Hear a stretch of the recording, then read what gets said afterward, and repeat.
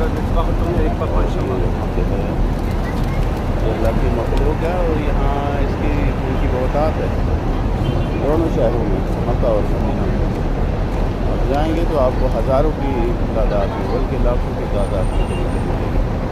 یہ دیکھیں یہ ہے کبوتر. یہ مکہ کے کبوتر ہیں.